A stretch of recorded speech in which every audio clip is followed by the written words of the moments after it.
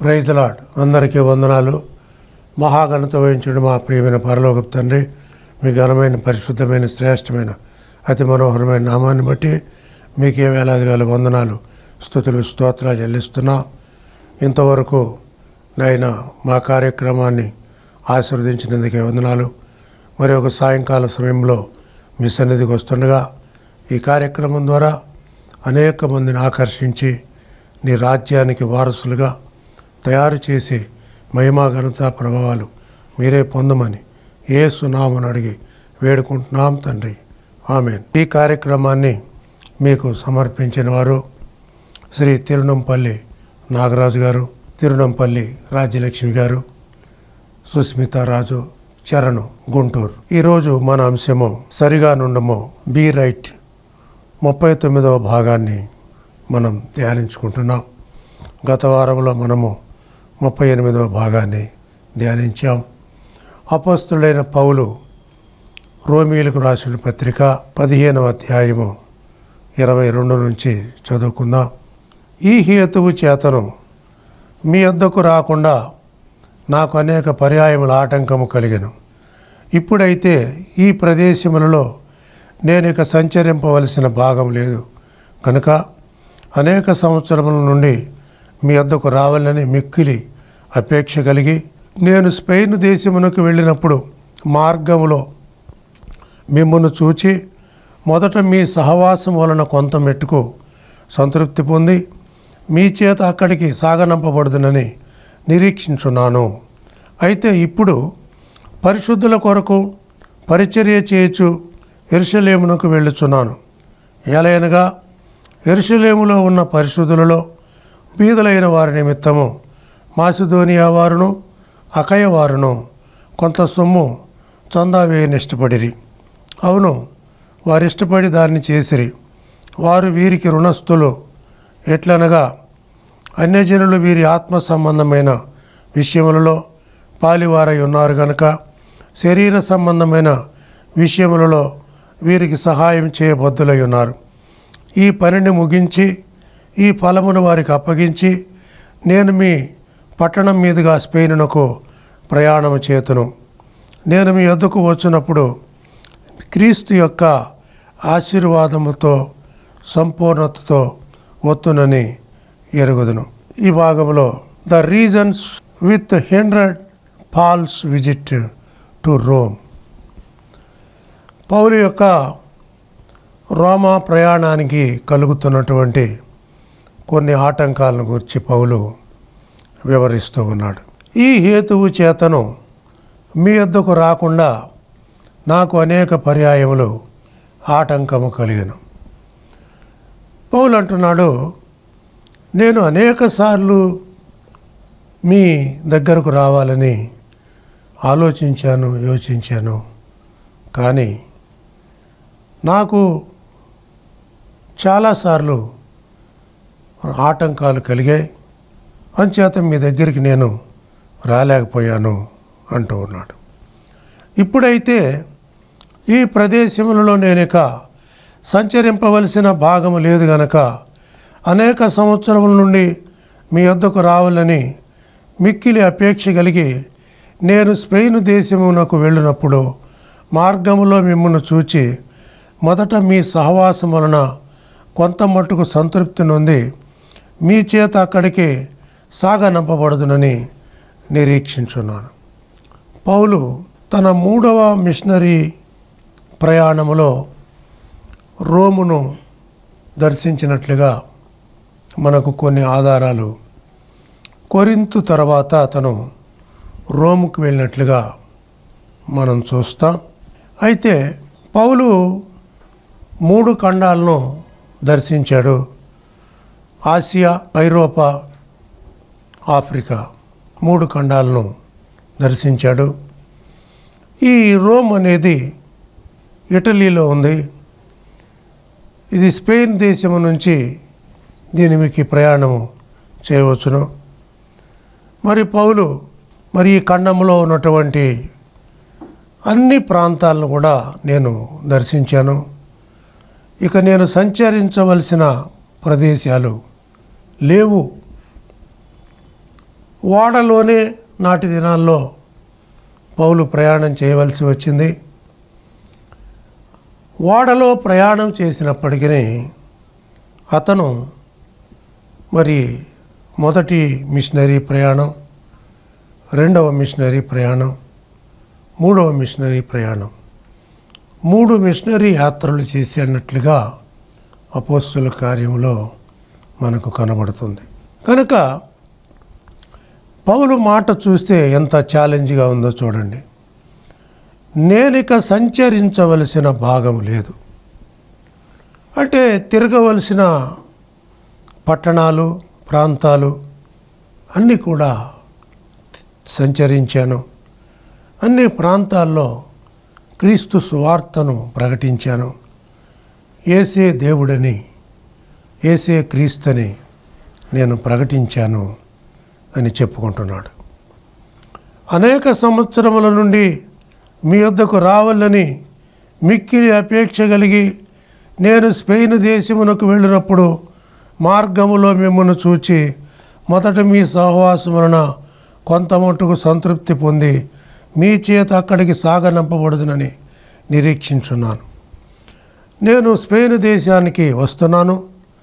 ఆ స్పెయిన్ దేశము వచ్చినప్పుడు అక్కడ నుండి మార్గములో మరి మీ దగ్గరకు వచ్చి మీకు పరిచర్య చేసి మీ వలన నేను సంతృప్తిని, ఆదరణను, సహవాసాన్ని మరి పొంది ఆ తరువాత నేను మీ చేత మళ్ళీ సాగనంపబడతాను. మరి నేను అక్కడ నుండి మరి మీ చేత నేను వీడ్కోలు తీసుకుంటాను అంటూ ఉన్నాడు. అయితే ఇప్పుడు పరిశుద్ధుల కొరకు పరిచర్య చేయొచ్చు యెరూషలేమునకు వెళ్ళుచున్నాను. ఇప్పుడు ప్రస్తుతము నేను ఏ ప్రాంతంలో ఉన్నాను చెప్తున్నాడు. నేను ఇప్పుడు యెరూషలేమునకు వెళ్తున్నాను. యెరూషలేములో ఎవరున్నారు అంటే పరిశుద్ధులు ఉన్నారు. ఏలయనగా యెరూషలేములో ఉన్న పరిశుద్ధులలో బీదలైన వారి నిమిత్తము మాసిదోనియా వారును అకయ వారును కొంత సొమ్ము చందా వేయనిష్టపడింది. మరి ఆ రోజుల్లో యెరూషలేములో ఉన్నటువంటి సంఘము కొంచెము బీదరికములో ఉన్నది. మరి పౌలు మాసిదోనియా వారి నుండి, అకయా వారి నుండి కొంత చందాను వసూలు చేసి యెరూషలేములో ఉన్న మరి బీదలైన వారికి, సంఘానికి, పరిశుద్ధులకు దాన్ని అందజేయాలి అని అభిలాష, కోరికతో మరి వాళ్ళ దగ్గరికి వెళ్తున్నాడు. అవును, వారు ఇష్టపడి మరి అకయా వారు, మాసిదోనియా వారు మరి 1 కొరింథీ పత్రిక మరి 4వ అధ్యాయంలో చెప్తాడు. మాసిదోనియా వారికి ఉన్నటువంటి ఆ దాతృత్వాన్ని గురించి మీకు చెప్పనవసరం లేదు. వారి దాతృత్వం బహుగా విస్తరించింది అని చెప్తాడు. అయితే ఎందుకని ఆ దాతృత్వాన్ని గురించి పౌలు చెప్పవలసి వచ్చింది అంటే, మరి వారు యెరూషలేములో ఉన్న పరిశుద్ధులకు మరి ఇలా మనం సహాయం చేయాలి అని పౌలు చెప్పినప్పుడు వాళ్ళు తమ యొక్క సమృద్ధిలో నుండి కాక వాళ్ళు తనకున్న లేమిలో నుండి వారు ఎంతో సహాయం చేశారు అంటున్నాడు. వారి దాతృత్వం బహుగా విస్తరించింది అంటూ ఉన్నాడు అని ఆ మాసిదోనియా సంఘాన్ని గురించి పౌలు శ్లాఘిస్తున్నాడు. అకయా వారు ఆ సంఘాన్ని గురించి కూడా పౌలు శ్లాఘిస్తూ ఉన్నాడు. మరి వారు అన్యజనులలో నుండి వచ్చిన వారు మరి యూదులకు సహాయం చేయవలసిన వారుగా ఉన్నారు. ఎందుకనగా దేవుడు బయలుపరుచుకున్నది యూదులకు, అన్యజనులు అంటకట్టబడిన వారే. కనుక ఆత్మ సంబంధమైన విషయాల్లో మరి వీరితో వారు పాలువారై ఉన్నారు కనుక శరీర సంబంధమైన విషయాల్లో వీరికి సహాయం చేయబద్దులై ఉన్నారు. వీరికి రుణస్థులుగా కూడా ఉన్నారని పౌలు చెప్తున్నాడు. ఈ పనిని ముగించి ఈ ఫలమును వారికి అప్పగించి నేనును ఈ పట్టణము మీదుగా స్పెయినునకు ప్రయాణము చేయుదును. ఇక నేను యెరూషలేమును ఆ సంఘాన్ని దర్శించి మరి వారికి సహాయాన్ని నేను అందించి అక్కడ నుండి స్పెయిన్కు ప్రయాణం చేసి అక్కడ నుంచి మరి మీ దగ్గరకు వస్తాను అంటున్నాడు. క్రీస్తు యొక్క ఆశీర్వాద సంపూర్ణంతో వత్తునని ఎరుగుదును. మరి నేను మీ దగ్గరకు వచ్చేటప్పుడు మరి క్రీస్తు యొక్క ఆశీర్వాదాలని తీసుకొని మీ దగ్గరికి వస్తాను. అలాగే 30వ వచనం నుంచి చదువుకుందాం. సహోదరులారా, నేను యూదయలోనున్న అవిధేయుల చేతులలో నుండి తప్పింపబడి యెరూషలేములో చేయవలసి ఉన్న ఈ పరిచర్య పరిశుద్ధులకు ప్రీతికరమగునట్లు నేను దేవుని చిత్తం వలన సంతోషముతో మీ వద్దకు వచ్చి మీతో కలిసి విశ్రాంతి పొందినట్లును మీరు నా కొరకు దేవునికి చేయి ప్రార్థన యందు నాతో కలిసి పోరాడవలనని మన ప్రభువైన యేసుక్రీస్తును బట్టి ఆత్మ వలన ప్రేమను బట్టి మిమ్మును బతిమాలు కొనుచున్నాను. సమాధానకర్తయగు దేవుడు మీకందరికీ తోడై ఉండునుగాక. ఆమేన్. సహోదరులారా, నేను యూదయలోనున్న అవిధేయుల చేతులలో నుండి తప్పింపబడి యెరూషలేములో చేయవలసి ఉన్న ఈ పరిచర్య పరిశుద్ధులకు ప్రీతికరమగునట్లును నేను దేవుని చిత్తం వలన సంతోషంతో మీ వద్దకు వచ్చి మీతో కలిసి విశ్రాంతి పొందినట్లును మీరు నా కొరకు దేవునికి చేయి ప్రార్థన యందు నాతో కలిసి పోరాడవలని మన ప్రభువైన యేసుక్రీస్తును బట్టి ఆత్మ వలన ప్రేమను బట్టి మిమ్మల్ని బతిమాలు కొనుచున్నాను. పౌలు పరిస్థితి ఎలా ఉందంటే మరి రెండింటి మధ్యలో ఇరుకునబడ్డాడు. ఇటు క్రైస్తవుల దగ్గరికి వస్తే వాళ్ళు అంటున్నారు, ఇతడు మొన్నటి వరకు మన క్రైస్తవులను బహుగా హింసించాడు, ఇతడు దోషకుడు, హంతకుడు, మరి హానికరుడు అంటున్నాడు అని క్రైస్తవులు అనుకుంటున్నారు. అయితే యూదులు ఏమనుకుంటున్నారు, ఇతడు మొన్నటి వరకు మనతో ఉండి క్రైస్తవులను హింసించి ఇప్పుడు ఇతడు క్రైస్తవుల పక్షంగా చేరాడు, మనకు శత్రువు అయ్యాడు అని చెప్పి ఇటు యూదులు అనుకుంటున్నారు. కనుక యూదులకు ఇటు క్రైస్తవులకు ఇతను శత్రువుగానే పరిగణింపబడుతున్నాడు. అయితే అవిధేయులైన యూదులు ఎప్పుడు ఇతన్ని చంపాలి, ఎందుకంటే నాటి దినాల్లో యూదా మతము ప్రపంచమంతా వ్యాప్తి చెందింది. మరి యూదులు తప్ప వేరే మతం ఉండకూడదని వారు అనుకున్నారు. పౌలు క్రీస్తుని గురించి ప్రకటిస్తూ ఉన్నప్పుడు మరి ఇతడు వేరే మతాన్ని తీసుకొచ్చి ప్రకటిస్తున్నాడు అని చెప్పి అనేక సార్లు మరి యూదులు అతని మీద పగబట్టి కొట్టి చెరసాల్లో వేయించి హింసించినట్లుగా మనం చూస్తాం. ఎందుకనగా యూదా మతం అంతగా ప్రబలమైంది. వాళ్ళేమంటారు, మోషే ధర్మశాస్త్రము 10 ఆజ్ఞలు, కనుక ఇవన్నీ మాకున్నాయి సునగోగుల పాఠశాలలో, శనివారం సబ్బాతు దినము మనం వీటిని ఆచరించాలి, ఆదివారం ఆరాధన వీటిని మనం ఆచరించకూడదు. మోషే 10 ఆజ్ఞలు మనకిచ్చాడు, మనకి మనం అర్పించవలసిన బలులు ఉన్నాయి, వాటినే మనం అర్పించాలి, మరి వాటికే లోబడి ఉండాలి అనేది వాళ్ళ యొక్క వాదం. కాదయా బాబు, యేసుక్రీస్తు వచ్చాడు, ధర్మశాస్త్రం నెరవేరింది, ధర్మశాస్త్రం అంతా నెరవేర్చాడు, క్రీస్తులో నెరవేర్చబడింది. ఇప్పుడు యేసుక్రీస్తే దేవుడు, ఆయన పునరుత్థానుడై తిరిగి లేచాడు. ఇప్పుడు మేము మతాన్ని గురించి ప్రకటించడానికి రాలేదు, కానీ క్రీస్తు దైవత్వాన్ని గురించి మాత్రమే మీతో ప్రకటించడానికి మేము వచ్చామని అపోస్తలులు వాదిస్తూ ఉన్నారు. అలా వాదించిన వాళ్ళల్లో యూదులతో వాదించిన వాళ్ళలో పౌలు అతి ముఖ్యుడు. అంత మాత్రమే కాకుండా పౌలు బహుభాషా కోవిదుడు. అతడు రోము వెళ్తే రోమా భాషలో ప్రసంగించగలడు. అతను గ్రీసు దేశం వెళితే గ్రీకులో ప్రసంగించగలడు. అతడు యూదులలోనికి వెళితే హెబ్రీ భాషలో ప్రసంగించగలడు. కనుక పౌలు ఏ దేశానికి వెళ్ళినా మరి అప్పుడున్నటువంటి ఆ దేశాలు ఆ భాషలు చూసినప్పుడు ఈ 3 భాషలు ఎక్కువగా కనబడతాయి. హెబ్రీ భాష, 2 గ్రీకు, 3 రోమా. ఈ 3 భాషలను ఇతడు మరి బహు కూలంకషంగా మాట్లాడగలడు. బహు విద్యావంతుడు పౌలు. మరి అతనుతో మాట్లాడడం ఎవరికి వల్ల కాదు. కనుక అలాగే ధర్మశాస్త్రాన్ని గురించి బహు క్షుణ్ణంగా నేర్చుకున్నవాడు పౌలు.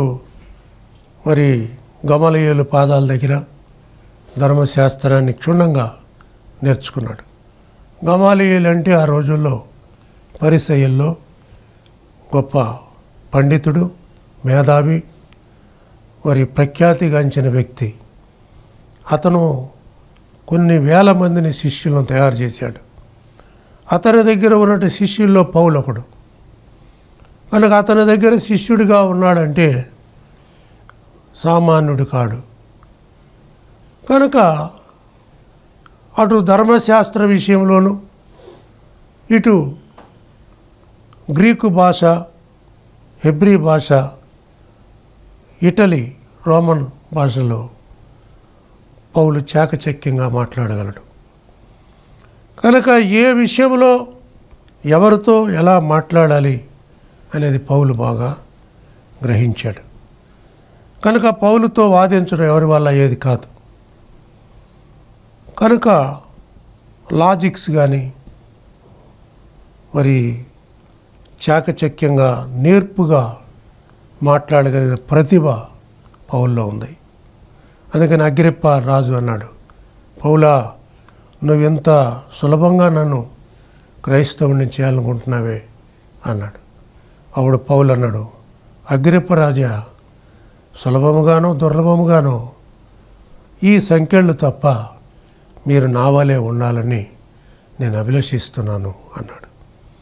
కైసరుతో మాట్లాడాడు, అగ్రిప్పతో, ఫేలిక్సు అనేక మంది గవర్నర్లతో, రాజులతో పౌలు మాట్లాడి వారికి సువార్తను ప్రకటించాడు. సంఖ్యలు వేసినప్పటికీ అతడు సువార్తను ప్రకటించడం మానలేదు. కనుక పౌలు ఇక్కడ ఏమంటున్నా అంటే, మరి నేను ఈ అవిధేయుల చేతుల్లో నుండి తప్పించబడాలి, అలాగే దేవుని చిత్తం వలన సంతోషంతో మీ వద్దకు వచ్చి మీతో కలిసి విశ్రాంతి పొందినట్లును మీరు నా కొరకు దేవునికి చేయు ప్రార్థనలు యందు నాతో కలిసి పోరాడవలని మన ప్రభువైన యేసు క్రీస్తును బట్టి ఆత్మ వలన ప్రేమను బట్టి మిమ్మల్ని బతిమాలు కొనుచున్నాను.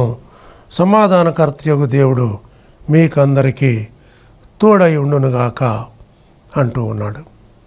మరి ఈ యొక్క 15వ అధ్యాయం ముగిసింది. మరి 16వ అధ్యాయము మొదటి నుండి మనం చదువుకుందాం.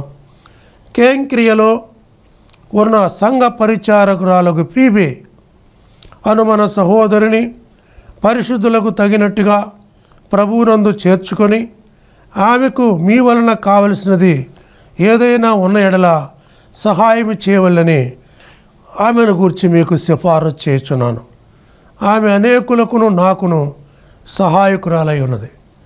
మరి ఈ ఫీబే చక్కని పరిచారకురాలు. నేటి దినాల్లో పరిచర్య చేసేవాళ్ళు తక్కువైపోయారు. మరి యేసుక్రీస్తు ఏమన్నాడంటే, నేను పరిచర్య చేయించుకోవడానికి రాలేదు, మనిషి కుమారుడు పరిచారం చేయించుకోవడానికి రాలేదు, పరిచర్య చేయడానికి అనేకులకు ప్రతిగా తన ప్రాణమును అర్పించడానికి వచ్చాడు అన్నాడు. మరి ఈ మార్తా మరియా అనువారు మరి యేసు క్రీస్తునకు పరిచర్య చేసినట్లుగా మనం చూస్తాం. కనుక సంఘములో పరిచారకులు ఆ రోజుల్లో ఉండేవాళ్ళు. వాళ్ళలో ఫీబీ అనే ఈ సహోదరు ఉంది. మరి ఈమె అనేకులకు మరి సహాయం చేసింది. మరి ఆమెకు కూడా మీరు కొంత సహాయం చేయాలని ఇప్పుడు రోమా సంఘానికి పౌలు చెప్తున్నాడు. క్రీస్తు యేసునందు నా జత పనివారైన ప్రిస్కులకును అకులకును నా వందనములు చెప్పుడి. మరి కొరింథులో అకుల ప్రిస్కిల్లా పౌలు ఉన్నప్పుడు పౌలుకి ఎంతో వీళ్ళు పరిచర్యలో సహాయం చేశారు, సహకారులుగా ఉన్నారు. ఇప్పుడు వీరు ఇటలీ వెళ్ళారు. మరి అకుల ప్రిస్కిల్లా చక్కని మరి పరిచారకులు వీళ్ళకు వందనాలు చెప్పండి అంటున్నాడు. వారు నా ప్రాణము కొరకు తమ ప్రాణములను ఇచ్చుటకైనను తెగించిరి, మరియు వారి ఇంట ఉన్న సంఘమునకును వందనములు చెప్పుడి. నేను మాత్రం కాదు, అన్యజనులోని సంఘముల వారందరూ వీరికి కృతజ్ఞతలై ఉన్నారు.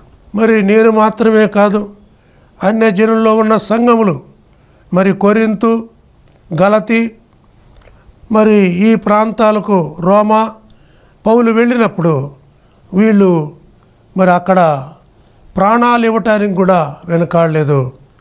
మరి అనేకులు దొమ్మిగా పౌలు మీద పడినప్పుడు దేవుడు పౌలుతో అన్నాడు, పౌలా భయపడకము, ఈ పట్టణములో నాకు బహుజనం ఉన్నదని మరి పౌలుకు దేవుడు దర్శనమిచ్చి మాట్లాడాడు. ఆ సమయంలో అకుల ప్రిస్కిల్ అనేవారు ఈయనకి ఎంతో సహకారులుగా ఉన్నారు. ఈయన్ని చేర్చుకున్నారు.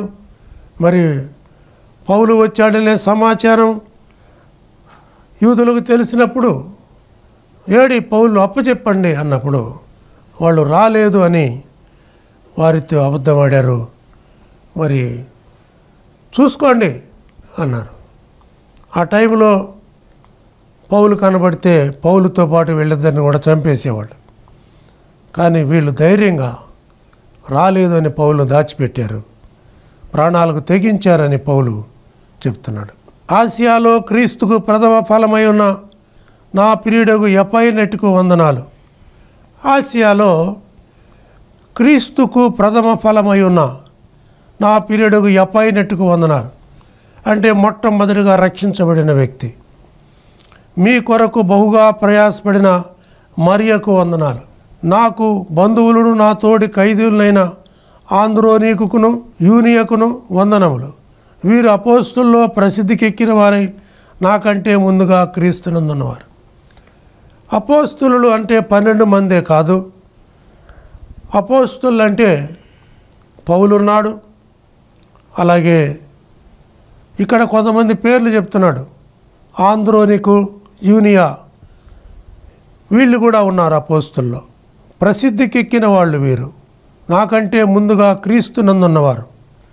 ప్రభువునందు నాకు ప్రియుడగు అంప్లియతునకు వందనాలు. క్రీస్తునందు మన జత పనివాడగు ఊర్బానుకును నా ప్రియుడగు స్తాకునకును వందనాలు. క్రీస్తునందు యోగ్యుడైన అపెల్లకు వందనాలు. అరిస్తాబులు ఇంటి వారికి వందనాలు. నా బంధువుడగు హేరోదియకు వందనాలు. నార్కిస్సు ఇంటి వారిలో ప్రభువునందున్న వారికి వందనాలు. ప్రభువునందు ప్రయాసపడు త్రుపైనాకును త్రుపోసాకును వందనాలు. ప్రియురాలకు పెరిసిస్నకు వందనములు. ఆమె ప్రభువునందు బహుగా ప్రయాసపడిను. ప్రభువునందు ఏర్పరచబడిన రూపునకు వందనాలు. అతని తల్లికి వందనములు. ఆమె నాకును తల్లి. మరి రూపు ఉన్నాడు, మరి రూపుకి ఆమె తల్లికి నాకు వందనాలు. ఆమె నాకును తల్లి అంటున్నాడు. అసుంకృతికును ప్లెగోనుకును హెర్మోకును పత్రోవకును హెర్మాకును వారితో కూడనున్న సహోదరులకును వందనాలు. పిలులోగునకును యూలియకును నేరియకును అతని సహోదరికిని ఒలుంపాకును వారితో కూడిన పరిశుద్ధులందరికీ వందనములు. పవిత్రమైన ముద్దు పెట్టుకొని ఒకరికొకడు వందనములు చెప్పుడి. క్రీస్తు సంఘములని మీకు వందనములు చెప్పుచున్నవి. సహోదరులారా, మీరు నేర్చుకున్న బోధకు వ్యతిరేకంగా భేదములు ఆటంకములను కలుగజేయ వారిని కనిపెట్టుండని మిమ్మల్ని బతిమాలు కొనుచున్నాను. వారిలో నుండి తొలగిపోవుడి. అట్టివారు మన ప్రభు అయిన క్రీస్తు కాక తమ కడుపునకే దాసులు.